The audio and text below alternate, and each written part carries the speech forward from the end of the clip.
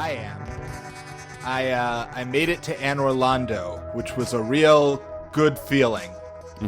I felt really like I had made some momentum, and then I walked immediately up to a big glowy door, and it's like, you can't get through here yet, and we're not going to tell you how. And so the only other thing to do was to go back to Firelink Shrine and sort of figure something else out. Oh, okay. So, hey, audience, we usually try to have a more, as maybe you've noticed, a pseudo-naturalistic introduction style. But we're cutting to it. Hi, I'm Nick. And I'm Kyle. And this is the Big Bang Theory. It's a show where we talked about the television show The Big Bang Theory. But, that's a TV show. We're a podcast. That's the primary difference. Aside from that, we're basically the same program. And, in this episode, we are going to discuss the third episode of the 10th season, officially titled The Dependence Transcendence. But it sucked. So before we get to that, let's talk about some Dark Souls, because it kicks ass. Or you're in Demon Souls. And, I'm not sure. I'm not there to see exactly where your progress is, but I'm pretty sure if you've made it to Anor Londo and you see that big golden gate, that you've gone one of the paths in Anor Londo, but there's another main path you have to go to get through, like, the city and castle or whatever. Well, not city, it's like all, I guess, castle.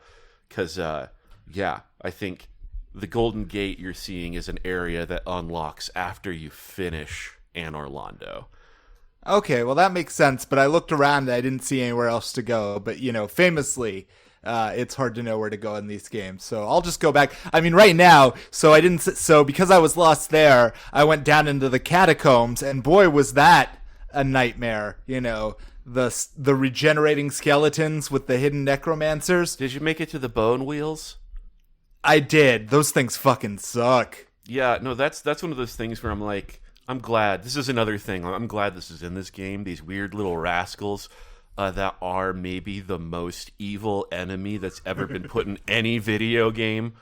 That, I have stress dreams about the bottom of the catacombs. It's like every time I play that game, I'm like, I know what I'm doing. I'm better at this. I can prepare for these things.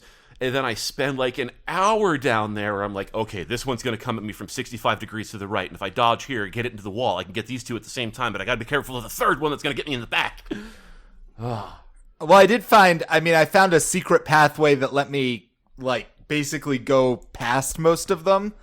But then, and I beat the boss of that area, shockingly easy. I think I was possibly over-leveled for that one, but I just notoriously, bizarrely easiest boss in the game. Just a weird, unbalanced thing. So, yeah, I maybe because it's so fucking hard to get to him, they don't want it to feel too frustrating. But that's a reasonable guess.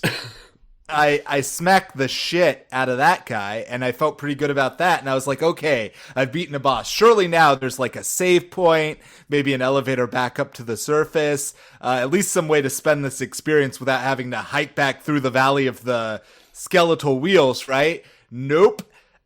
Just a big dark pit of nothingness. Giant skeletons. Yeah, with no way to see. I mean, I'm sure that somewhere in the game there is an item you can pick up that will, extend your light cone maybe 20 feet in a direction, make that much easier. But fuck if I know where that is. So in the meantime, I'm just feeling around in the dark, getting attacked by giant skeletons who swarm me. And yeah, I was again about done. So it's nice to know that I can climb my way back up to Anor Londo, and maybe there's a different thing there, because I'm ready to try that. Because I'm done with the giant skeletons. Listener, if we haven't already alienated you, we're about to, because I'm about to talk about my half of this experience. We will get to this episode. Just let us have this for now. Just please let us have this. I finished my play of Demon Souls this morning, and I, just like the same time the last time I played this game, I made it to the last part of the spooky Shadow Men world, and then I get stuck there because I end up dying too many times, and then it turns into Black World tendency mode, and the super evil skeletons show up, And then I'm like, oh, it feels like as strong as I am, I have to pelt these things like 30 times with fireballs. And then I remembered, oh, what did I do last time? I looked up where the hidden primeval demon is, a special enemy that only appears in Black Tendency. It is hidden behind another one of those false walls. And then if I go out of my way to find and kill that thing, which I needed a guide for, that resets the world back to like neutral tendency. And then the red murder skeletons that are completely ruining my life all just disappear and it becomes a breeze. And it's moments like those where I'm like, again, wait, you mean I can kill all the skeletons in the level just by finding some special boss and murdering it? No, not exactly. It's if you die enough times, or other bad things, I guess, the world goes into Black Tendency, so everything gets a little bit harder, and phantom enemies that are like powered up versions will start showing up. And in this level, at the end of it, those powered up skeletons are so goddamn strong. Like, I think it is like genuinely the most difficult part of the entire game. But then your options are to either, get good, power through all of them, beat the boss, and then that gives you some positivity, and maybe your world will go back to neutral. But if you can't do that because the skeletons keep killing your goddamn paper thin but lovely wizard, then there's a little secret guy you can find. You kill that, it resets the world to its neutral tendency. All the super evil skeletons disappear, and without the super evil skeletons, there's like nothing there, and it's a breeze. And it's just like the difference between this is the normal path and this is the hard path is just so insanely wide that it's like, yeah. And it's like, oh, this doesn't matter if I get good or not, because when I played this game this exact same way a year ago, I had to rely on the exact same solution, which is, I'm sure there's a way to make this fucking easier, right? Oh, right. It's a hidden snail behind a wall that the internet had to tell me about. Good game, And I'm doing New Game Plus, and I'm like, oh, my wizard can kill things with magic. That's cool. Everything kills me in one hit. All right, that's fun. That's a good time. I will. So, two things about my experience playing Demon's Souls. First, my favorite part, the place I spent the most time in Demon's Souls, this will probably annoy you because it's not philosophically compatible with how you play these games. Okay. But after I beat the giant manta ray boss on the bottom of the level, I realized I could just port back in there and snipe all of the manta rays for XP, and just do that basically forever and level up an unlimited number of times. And I spent a lot of time doing that. Well, so to wrap up the Skeleton League tales, I don't look down on that, because in trying to get to that part of the level, my strategy was like, okay, these skeletons are just tearing me apart, but they give so much experience. I will get a handful of levels. I'll get the defenses I need. I'll get a little stronger, and it'll balance out so I can get through here. And just never reaching that point where I'm like, I can't just keep dumping points into my stats. Like, this is just impossible. Fuck this. And then I found the magic snail behind the wall that the internet told me about. So, okay. And then the last thing I'll say, and this I do appreciate, but it's an interesting example of how the writing is so much more ambiguous in Souls-likes than in normal games, which is, there was a dude, and I probably should have seen this coming. After I beat the whole level and I got all the way up to White Tendency, I go back to the start of the level. I can't remember why. I think I was looking to buy some arrows or something. And there's a new NPC there, and that in itself was cool, because I was like, oh, totally new guy with a new thing that I've never met before. And he's like, I need you to go find this ancient sword that belongs to me, or my people. Can you help me with that? And I was like, yeah, buddy, I'll find your ancient sword. So I go down, and I look it up. I look up where to find the sword, and I go get the sword. And when I bring it back, it's like, I find it, it's like, this is a really cool sword. Really cool katana, a little cursed, but yeah, whatever.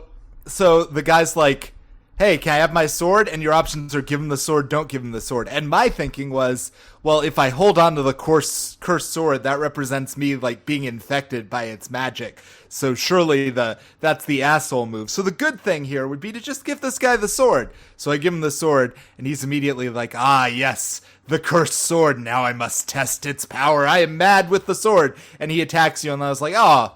So then I kill him. I got penalized for that. It brought my world tendency down. I was like, what's the right answer here? I just think of Bloodborne. Just never talk to him again? In Bloodborne, there's the little girl who you try to save, and the 3 possible outcomes you can get based on the choices you make only affect the color of bandage left behind when she is inevitably murdered on the streets. That's what these games are, and it's fucked up. Now let's talk about something less pleasant.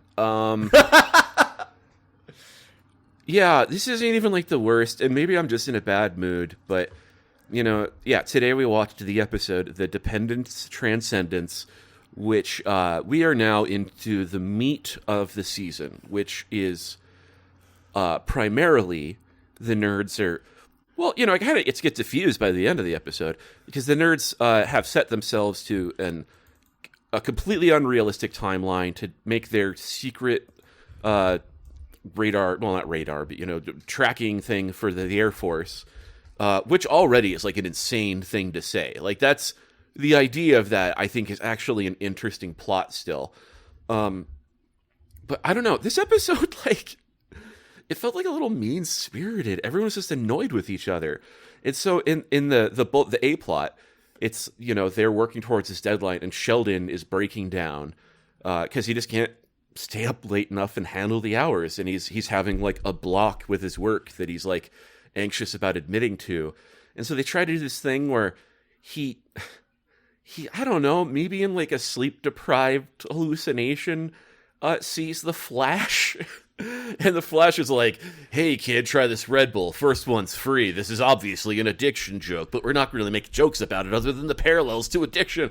And so then the rest of that is about Sheldon being like, oh my god, I'm a drug addict. I can't stop drinking Red Bull. I've had one and I want another. And what I felt like was, so Leonard and Wolowitz are there, and them being so genuinely annoyed with him that it's not funny at all. They really are. They're like, there aren't jokes. They're really just like, could you get to work? Fucking Sheldon, you did this to us. And it's not like that wouldn't maybe be a realistic reaction to have, but like as far as like it being a comedy show, it just felt unpleasant. And then again, it gets diffused because the very end of the episode is, even without any like pre-discussion or agreement, they just show up in, Sergeant Dean Norris's office, and they sheepishly ask for more time, and he's like, yeah, no, of course, you're government contractors. Like, what the hell? Yeah, not a big deal. And so our impetus behind the season is now incredibly relieved. And then on the other side, it's somehow even more uncomfortable, because I think this is something that this show, it's like a real enough thing that this show can't handle it, and I don't think it does, which is Bernadette's pregnant. Raj, his girlfriends have both been chopped up and are not going to appear in this season. I just know it. And so he is now just like Bernadette's gay best friend, who like is really enthusiastic about the baby and like wants to be there to set up the like all of the maternity accessories and rituals possible. And Bernadette is like, I don't know what to say, but I don't feel anything. I don't know why. I just don't. Am I a terrible mother? Is this what's going to happen? Am I going to have a baby and I'm not going to love it? Is this because when I was raised, and my crib in my dad's office, because he was a cop, was scattered with homicide photos, and now I just, and all of that again is like, okay, that subject matter is not the craziest thing, but what's it doing in this show? And there's not a lot of great jokes about it either. It's more just like Raj being like, no, I'm sure you're going to be a good mom. Hey, Waka Waka, let's pick, colors for this thing, even though you're getting sick of me. And that's all resolved when Raj finally is like, my dad's an OBGYN. let him not use any of that experience, but instead talk with you about how our mom's a crazy bitch or whatever. And Raj's dad over video talks to Bernadette and is like, I don't know, we loved Raj a lot, and he turned out to be a little freak. So maybe your dead mother instincts and the apathy you have for your child to be will somehow put it in a better direction. Waka waka waka. Oh, and that's actually, there's a C plot, which is maybe the best, even though it's definitely the least substantial. Amy and Penny go to a party of nerds from Caltech. They get there. It's Brian Posehn is hosting it. Turns out nobody shows up, and so it's just him and Amy and Penny, and they're worried it's going to be miserable, but it almost immediately comes up that Brian Posehn is like, oh yeah, I mean, the sad no one came to the party except but Amy, the coolest girl on campus, showed up. And so then their whole thing just becomes about them dishing about like, oh, Amy's actually apparently, without any evidence other than this guy saying so, and it's probably never going to come up again, Amy's the most popular hot girl. Sheldon is also very popular, maybe just because he's dating Amy. Nobody knows who Leonard is. And so they're just like, oh, this was a fun party after all. Thanks, Brian Posehn, and they leave. And that part was okay. Kyle points to bring in here before we just groan more or talk more about the game we enjoy. Technical difficulties. And so anyway, that's why I had no choice. I had to carry the body back into the woods and take a shovel. And thank God I was figuring out exactly, it was late at night, so there was nobody around. But fortunately, I had a flashlight with me on my phone, and I managed. I think it's mostly gonna work out. I mean, it's only been a couple of days, but as long as I don't hear anything from like the police in like the next few weeks, I'm just gonna assume I'm in the clear. Kyle, I was angry the whole time you were telling me this incredibly detailed confession, yet at the same time I've noticed that at some point I paused the recording and didn't unpause it, so your terrible crimes are forever secret and safe within my heart. Sorry you missed that part, Lucky listener. again.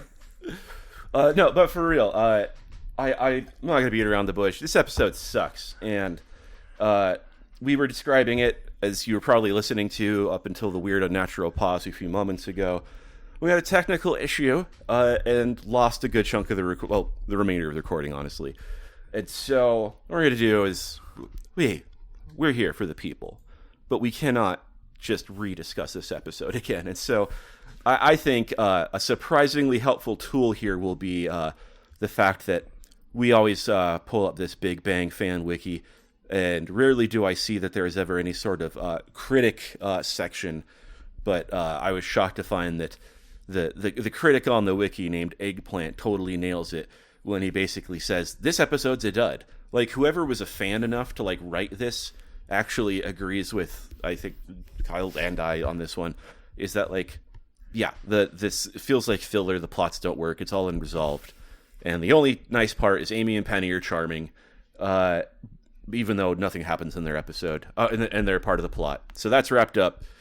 And then Kyle, here's the thing. It'd be kind of artificial to just like transition back into the things we like, since we did just talk about them. But I'm going to do it anyway, because we don't need to do the whole redo, and we can add some stuff. But just to rehash mine, and again, sorry for the unnatural fashion with this technical issue here. But at the same time, this episode is such a stinker. Let's make this a special talk about things we like one. And so I'm going to re-recommend from the lost archive of 30 minutes ago that I, for the second time last night, as a late night could not sleep comfort watch, rewatched Misery. Early 90s Stephen King film. Well, not Stephen King film. Stephen King adaptation. Without getting into the grisly sadness or anything of it, directed by Rob Reiner, which is part of the reason I think it was available for streaming again. But to give the real short summary here, it is a film, a horror thriller in which James Caan plays a kind of a paperback romance novelist who decides to wrap up his series, but on the way to give his final manuscript to his publisher so he can be done with this and move on to more erudite, heady stuff that he really wants to write. He's in a terrible crash in a snowstorm, and a woman saves him. And it's Kathy Bates, and she wants to be, well, not wants to be, is his number one fan, totally obsessed, loves him, is going to nurse him back to health. But wouldn't you know it, she also seems to get really angry a lot, and seems to like to inject him with stuff, and seems to have not so great explanations about why he has to stay in her room and was never brought to a hospital and why nobody's coming to check on him. And it's great. And so we'll get into more stuff here in a second, but that's my rehash of my re-recommend is y'all should watch Misery. Great movie. Also set in a big, deep winter. And so if you are anywhere like Montana that is mid-dreary winter, that was another comforting element of the film. And then Kyle, I don't know, you want to talk a little bit about your recommendation, and then we'll just actually have fun after that? Yeah, my recommendation was Park Chan-wook's No Other Choice, which is the newest film by the director of Old Boy and The Handmaiden. This one is actually, by those standards, not that bonkers. It's just a good old-fashioned, dark thriller about a guy who loses his job and then realizes that the best way to make sure that he can get another job is to kill anyone he thinks is as remotely as qualified as he is. And that is what he proceeds to do in various, I won't even say clever ways, just well-filmed ways. Yeah.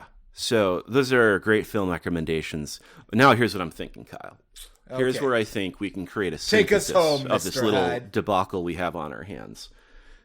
It's just the way things line up sometimes that Kyle and I are right now on a very on different stages of our shared Souls-like journey. I just wrapped up that Demon Souls playthrough. Kyle's on the Dark Souls. We talk a little bit more about that, but also I'm thinking, Kyle, if you if you had to have one really annoying, confusing, fucked up NPC to guide you through a Dark Souls game, and they had to be a character from The Big Bang Theory, whether main cast, recurring, or cameo, who would you choose? Who's the guy that shows up and is like, I know a way, if you're willing to risk it all? That's interesting because I hadn't thought about this, but actually a lot of the Big Bang Theory characters don't feel, strangely enough, like they would be that out of place in a Dark Souls game. I mean, aesthetically, maybe the way they'd all have to be like, they'd need like at least one more arm, and maybe they'd need to laugh insanely a lot more. But otherwise, the idea that, you could turn a corner and just run into Sheldon Cooper, and Sheldon would be like, you can't sit in front of this fire. This is my fire. I've picked this fire. You have to find a different fire. Okay, you can use it, but not this spot. This is my spot. Yeah. Would you like to hear? Yeah. I need you to get these 6 green bug carcasses. Why? For my reasons, not yours. Yeah. Would you like to hear me recite the lore of every single... Oh, you brought me a flag. I can tell you all about this flag. But no, he would not be my choice. I think I would want... I think the obvious choices are either Amy or Bernadette. Amy, because she would probably be like the most blandly helpful in like giving you any tips or help. But Bernadette, because she would actually be fierce. I feel like, she would just like give you the level of direction you really need to get through one of those games. Yeah, that'd be nice. That's like, I can't remember his name from Dark Souls. Is it Sigmund or Katarina or the Onion Knight guy? He's got a highly competent daughter that could be a good Bernadette. I feel like there's no reason to one-to-one map these things, but this is where my brain is going. So I'm imagining a very Stuart appearing in many Patches-like capacities where... Yes, absolutely, Stuart is Patches. Yeah, you're like wandering through a mine, and then all of a sudden there's like a dirty naked man who is like, "Hello there, I'm under one of my insurance fraud schemes. If you want to get this babe into the comic book shop for me," and you're like, "This is a blandly medieval European setting. What's a comic book shop?" And he's like, "Many realms are unknown to those not willing to look." Man, also, this isn't even a Big Bang Theory, but just like there needs to like be a special like world recognition award for writing that Patches can be the all-time brutal betrayal dick and everyone loves him for it. Yeah. He's the best character there is. Yeah, he pushes you into like 17 different pits and you're just like, yeah, Patches gonna be Patches. Whereas then there are other characters who are ostensibly more helpful, like will actually teach you spells and things, and you're like, I don't know, this guy seems like a condescending prick. Yeah, it's something about, I think, it's his commitment to the bit is what it is. Because there's never, ever a moment of genuine remorse or even an indication that he's trying to be sincere in how... Because, hey, for everyone, because obviously this is what we want to talk a whole lot more about, in these dang old games that have the same vaguely recurring characters over and over again, either with slightly different sets of armor or names or whatever, Patches is the one guy who always shows up as a bandit. I think has the same voice actor in every game, and is always like, "Oh, hey there, friend. What a lovely sight to see you. Oh, that dead man in front of me with the incredibly dangerous monster behind him waiting to eat me? Oh, no, I wanted to save that treasure for someone much more worthy of it. Now, you wouldn't mind if I directly kicked your ass into the pit to fight it so it could kill you and I could rob your body afterwards." And then you'll meet him again later and he's like, "What a silly misunderstanding that turned out to be. But wouldn't you know it, there's another pit that I think is just right for you." And, at this point, he's been doing that for, 15 years. Never get tired of it. Well, okay. Maybe it's not as challenging. Here's what I think is a more challenging question. Penny, I think not in the worst way, is, kind of blandly charming.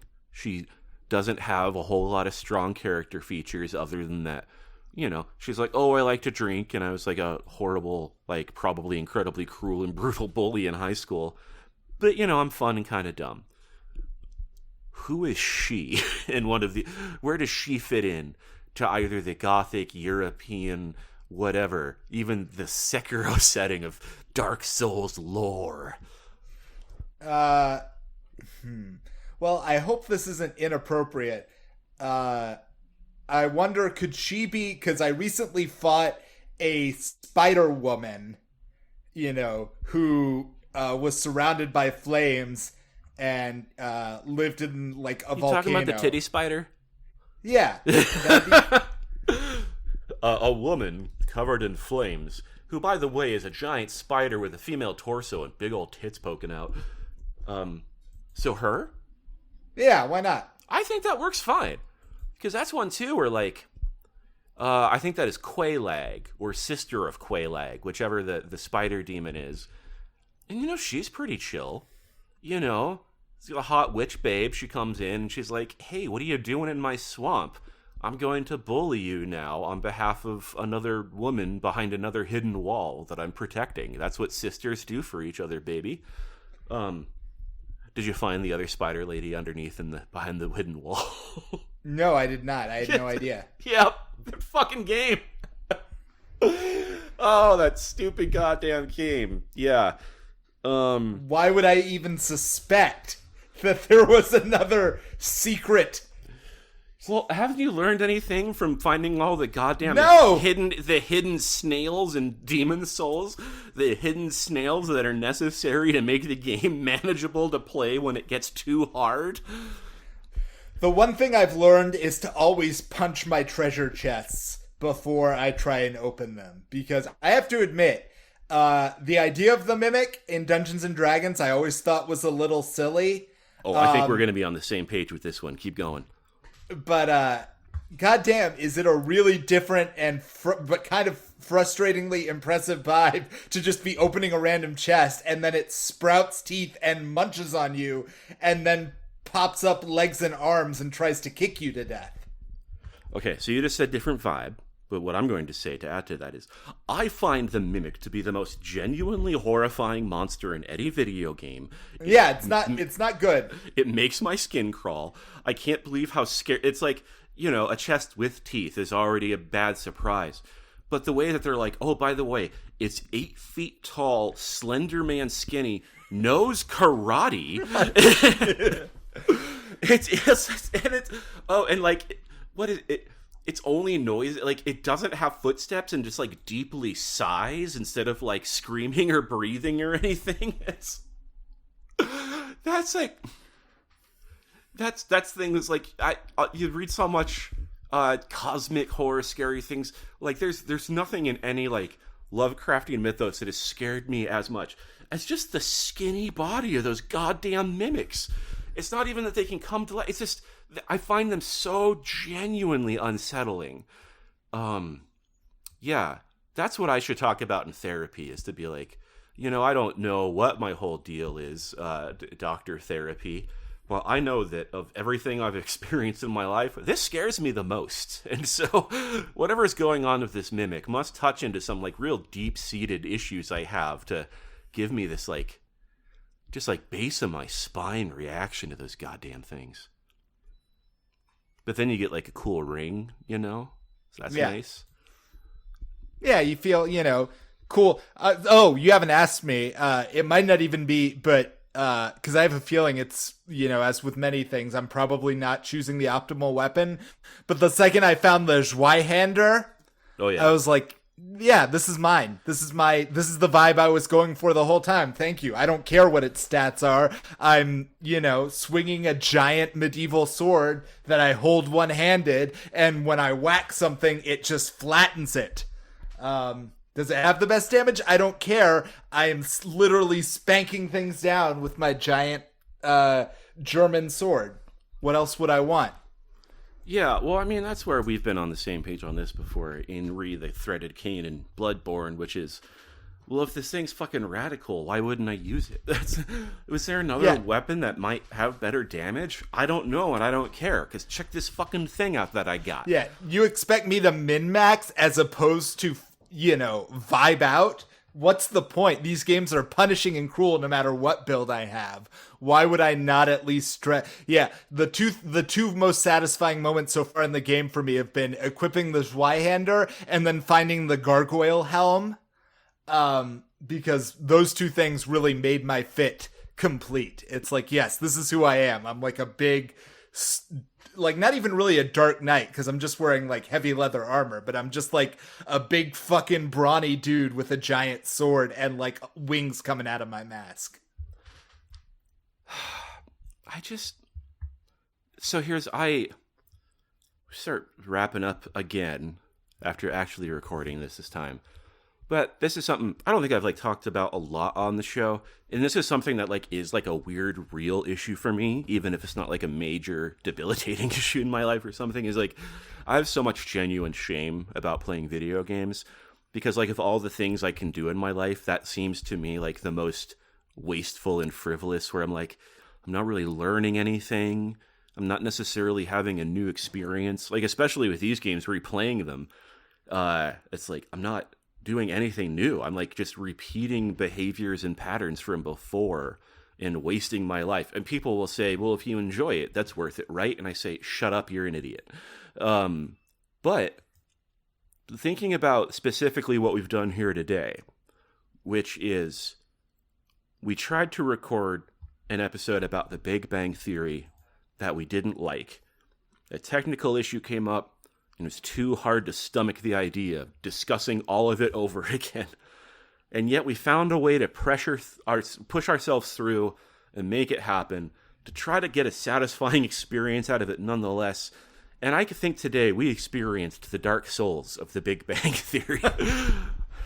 And in that same vein, how much time I've spent on this show that we do together that I don't feel guilty about. This feels productive. To talking about how cool Patches is. This is like, well, no, now I'm creating a product that will people consume, and therefore it has worth, and I'm not wasting my breath and energy in this life. That this feels to me worthwhile, when I could be hitting things with a goddamn giant sword wearing a gargoyle helmet. Well, my priorities are fucked, Kyle. I mean, man, it is what it is.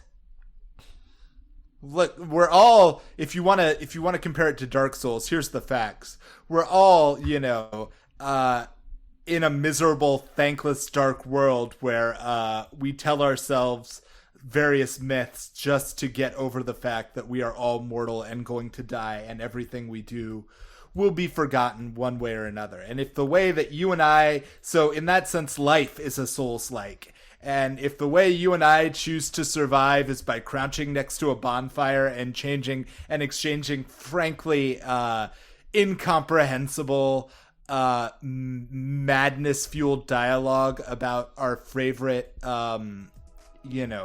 video games, there's no God to take that away from us. Kyle, canonically, do you think Bernadette's tits are gonna get bigger? I doubt they'll go for that level of fidelity, unfortunately. It truly is a cruel path ahead that we must continue to wander.